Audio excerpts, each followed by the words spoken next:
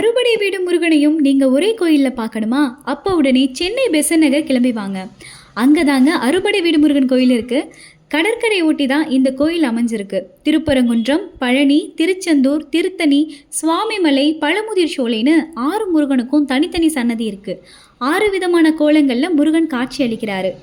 6 சன்னதியும் ஒரே மாதிரி இல்லாம வித்தியாசமா அழகா கட்டியிருக்காங்க. கோயிலுக்கு நடுவில் வல்லப கணபதி, அதுக்கு பின்னாடியே சஷ்டி மண்டபமும் இருக்குது. இந்த கோயில் காலையில் 7 to 11, சாயங்காலம் 5 to 8 வரைக்கும் தான் ஓப்பனில் இருக்கும். இந்த கோயிலுக்கு வரணும்னா நீங்கள் உங்களோட பைக், கார் இல்லை ஆட்டோவில் தான் போக முடியும். பஸ் வசதி இல்லை.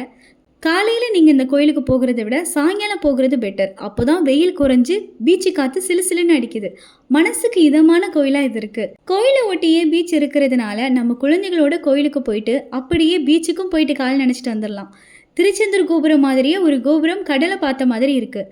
கடற்கரையில் இருந்து சூரியன் மறையிற நேரத்தில் கோயிலை பார்க்கும்போது கோயிலும் சூரியனும் அழகாக தெரிஞ்சது.